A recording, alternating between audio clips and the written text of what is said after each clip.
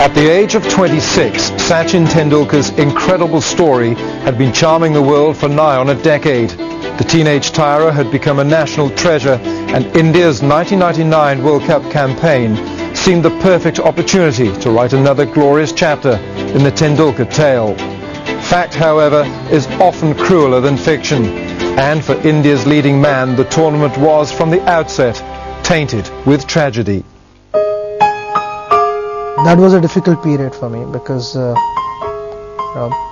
lost my father, and after that I came back to India, and my mother and my entire family said that you need to go back in a couple of days because your father would have wanted the same thing. So just go out. I mean, I know it's tough, but you have to do it. You just have to go and play. And I said, okay, fine. It was very hard because I couldn't stop thinking about that. And I went there and just played. It was tough. It's hard to put in words. Sachin's bat did the talking for him, and given the circumstances, his deeds in the '99 World Cup were nothing short of miraculous.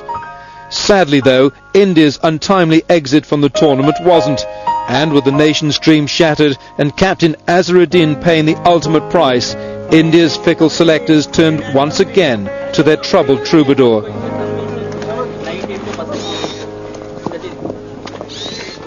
I thought that he was the obvious choice, number one. Number two, he was a certainty in the team. I mean, nobody could check him out. I mean, as long as he decides to get out, So that certainty, that permanent berth in the team itself exactly could, qualify him to become a captain.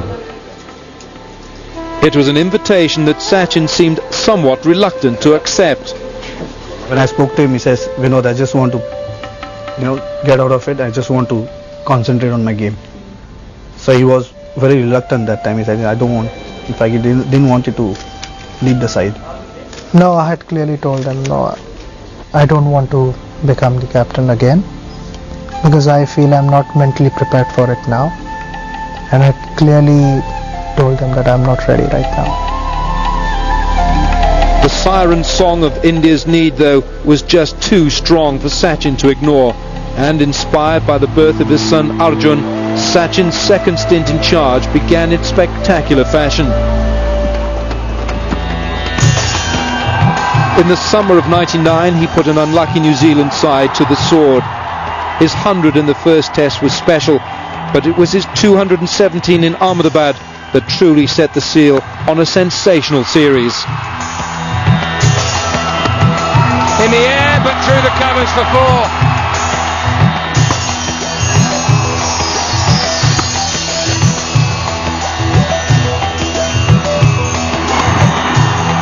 Got that one away. So finally, Tendulkar gets his 21st 100. When he was on about 130, Daniel Vittori was bowling a big long spell from one end. And it dawned on me about midway through one of Dan's overs that he wasn't actually just trying not to get out or score runs. He was actually trying to play each shot perfectly, because the consistency with which the ball was hitting the exact middle of the bat was, it was noticeable. I caught on to what he was doing, and I said to Flem, I said, he's taking the piss here. It was extraordinary, and the pair of us just sat there and watched, and Flem came up to me about 3 overs later and he said, shit, you're right, he's taking the piss. And it went on for hours. It was unbelievable, never seen anything like it. And just seeing whatever you were bowling, you had to pitch it within an area of about that big to not let him score, and he was playing very, very well.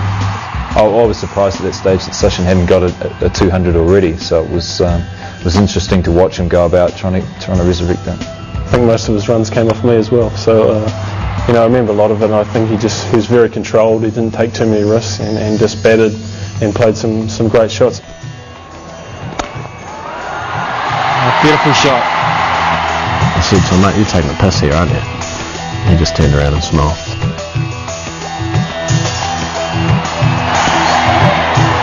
That's it. First double hundred in international cricket for the Indian champion. Huge sense of relief.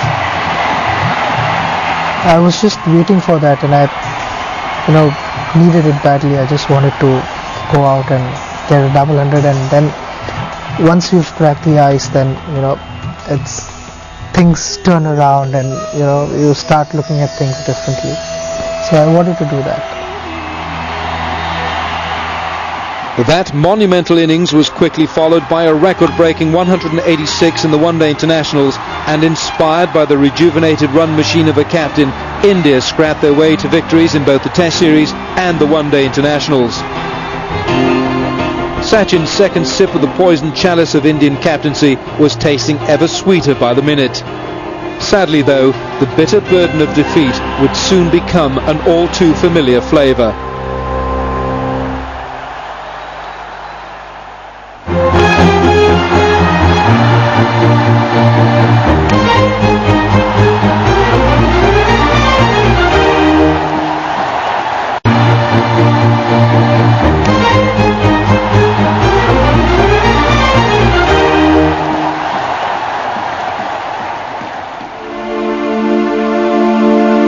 India's 99-2000 tour of Australia was, not to put too fine a point on it, an unmitigated failure.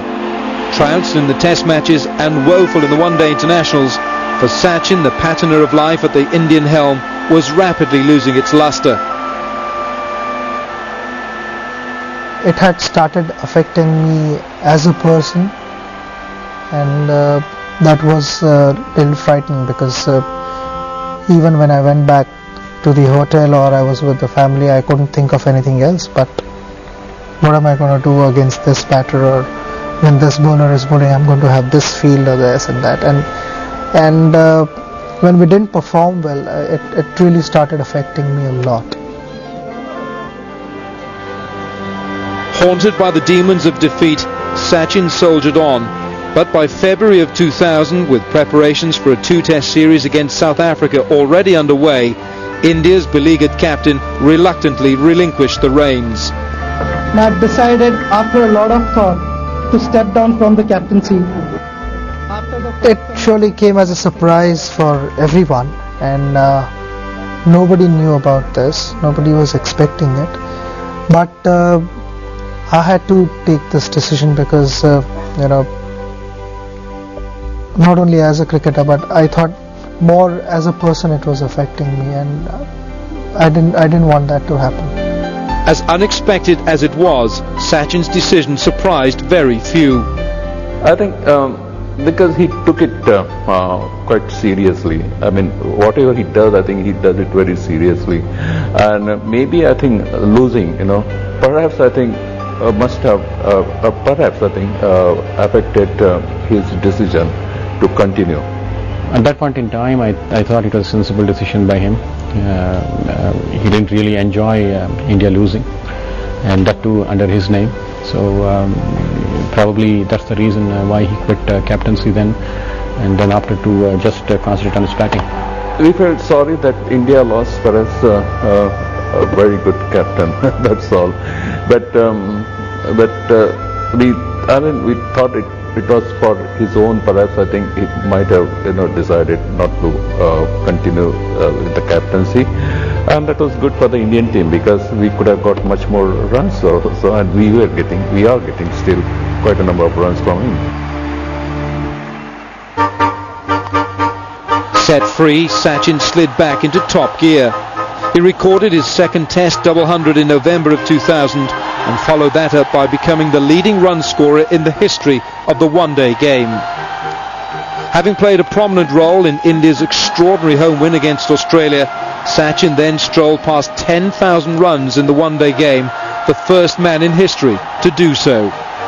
India's 2001 winter tour of South Africa saw Sachin post a 30th hundred in one-day cricket and a 26th in test matches, and it seemed for a while as if nothing could touch him.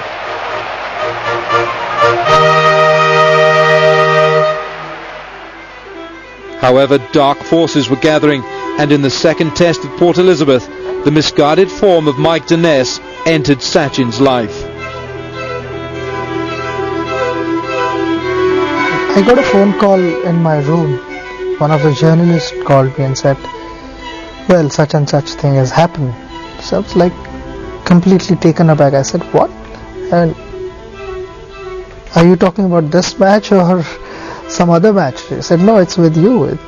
You are involved in it. So I was really shocked, and I didn't know how to react. I mean, because nothing like this had happened earlier, and I really didn't know how to react. If Mike Diness is not going to answer any questions, what is he doing here?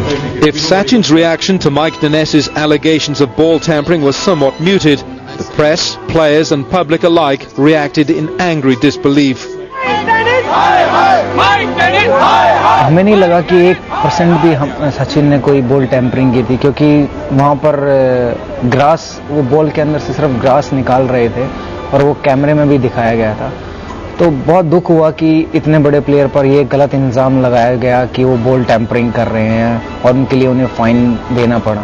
तो काफ़ी दुख हुआ मुझे और हमारी team को, उनको भी दुख हुआ कि ऐसा कुछ उन्होंने किया नहीं और उसके लिए उनको फाइन किया गया. I don't think Sachin's ever a person who's tried to influence the game in the wrong way. I think he's an icon in India and around the world. He's a superb player, and I think he's respected by everyone who's ever played against him. I've never ever thought of him as anyone who's trying to bring the game into disrepute or trying to do anything illegal. So it was surprising that he did come up. Mike Dennis was carried away with the situation. I don't think any damage was done, and it was complete misinterpretation or miscalculation of the situation.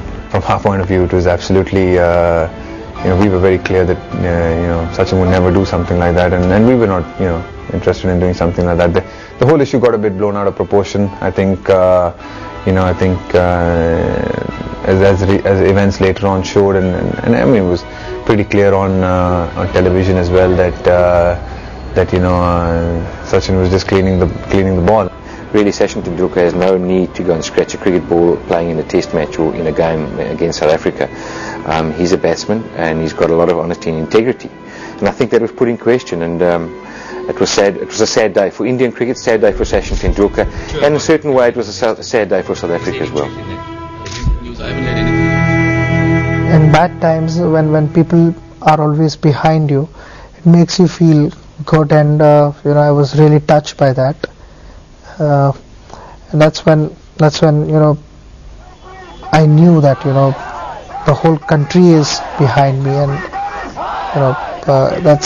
it's a special feeling when you know that the whole country believes that you've not done it, and they stand behind you.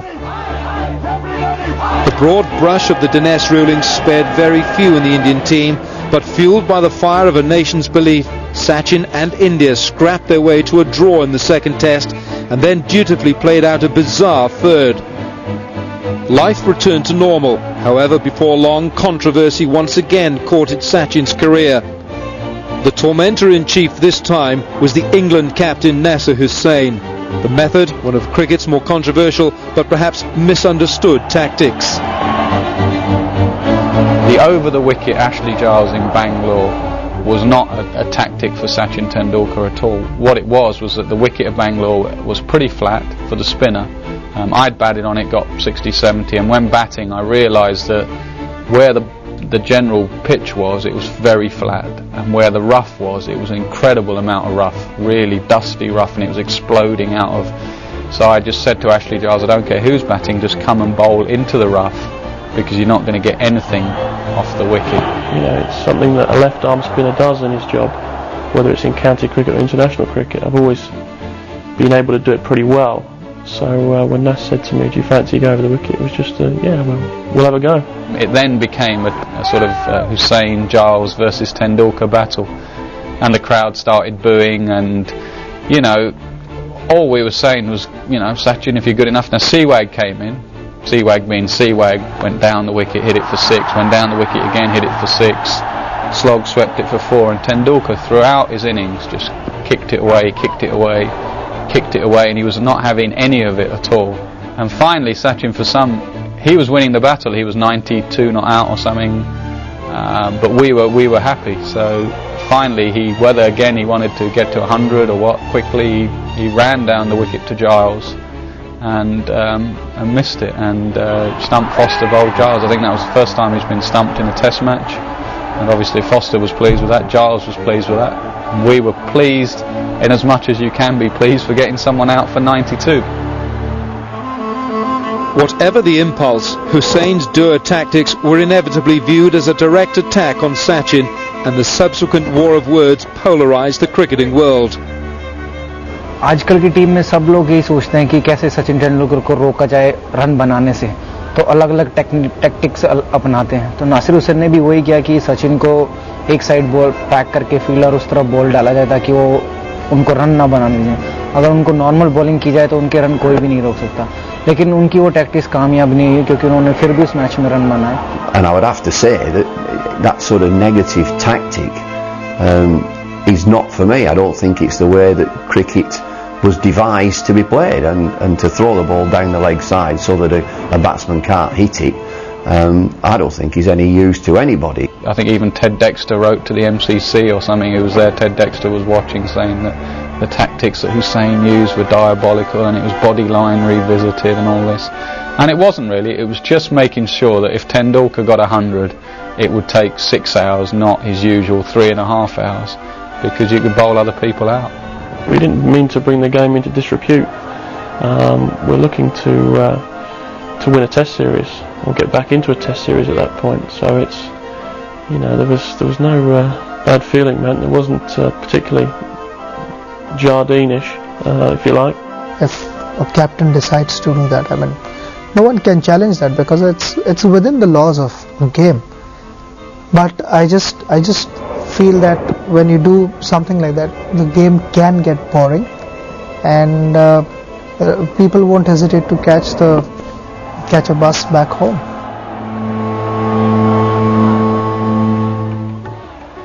England themselves travelled back home having lost both the Test and the One-Day series, but they hadn't seen the last of Sachin. The little champion would have his revenge, and it would come in spectacular match-winning style.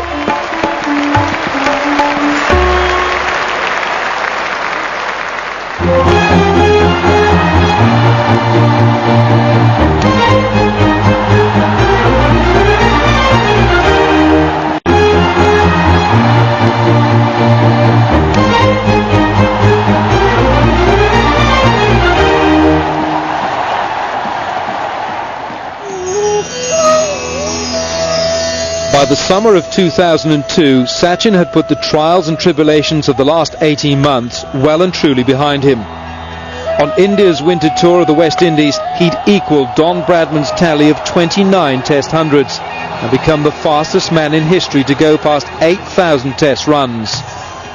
It was an Indian summer in England that year, and while their memorable win in the final of the NatWest series wasn't matched by their performances in the first 2 Test matches, the third game at Headingley saw Sachin and India back to their belligerent best. Brave decision from Ganguly to win the toss and bat, but proved to be the correct decision. Day one, we contained them reasonably well, but without taking wickets. We didn't bowl badly in as much as they didn't on that first day. They didn't, we just didn't make Banga or Dravid play enough. They just left everything. They played brilliantly. I mean, Dravid is an exceptionally talented boy, and his technique, you talk about Tendulkar's technique, Dravid just left us and left the ball, and then the moment passed. If day one of the third test was defined by the studied concentration of Rahul Dravid, day two belonged exclusively to Sachin, Saurav and sweet revenge.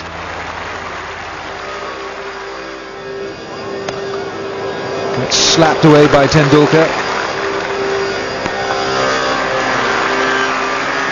It was obviously an innings, I think, where we needed to set up a big score. We'd done a lot of the hard work on the first day. We needed him to, come on and sort of set the game up for us. Lashed it. We bowled too short, we bowled too full, we bowled without discipline. But saying all that, those two played exceptionally well, and again just showed what quality players they are. Just a barrage. Once they decided they were going to go, it was almost like one went and then the other again said, alright, here we go. Sometimes one batter goes, the other one supports him and gets him on strike. These two are both, they can take any attack apart. Just suddenly put the foot down and the ball flew to all parts. He's got stuck into that. There was no competition. We were just enjoying out there in the middle, because whatever we tried, just got it right in the middle of the plate, and said this is the time to just enjoy yourself, let yourself free and play all the shots. Century number 30 for the little genius. Conditions were anything but batsman friendly, and 193 on a pitch where you felt that you could get out on any particular ball was just a fantastic feat of first of all skill and secondly concentration. Oh, he's really giving that to Okey Pokey. I think he was absolutely brilliant. He was playing some really great shots and setting a big pace, which obviously then ended up us having enough time to actually bowl England out twice and win a test match.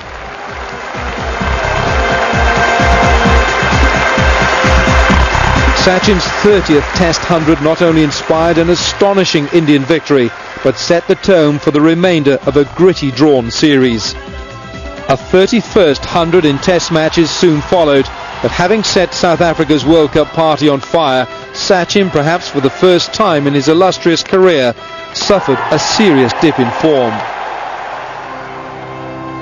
The innings that dragged him out of the doldrums remains to this day a testament to the drive, desire and determination of this outstanding cricketer. Oh, that is glorious.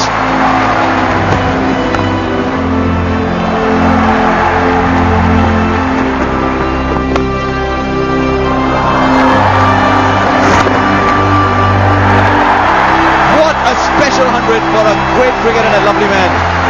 I think almost 70-75% of my runs were scored on the onside, and on a couple of occasions I got out playing cover drive. And this particular innings I hadn't played a single cover drive. I've not scored a single run on cover drive. So I thought more than anything else it was the discipline, control over my mind. I thought I was in total control, and the level of concentration was also very good. I was very happy with that. At no stage I lost concentration. So that's very important, because it's a team sport, it's not an individual sport. So you've got to fit into the team's requirement.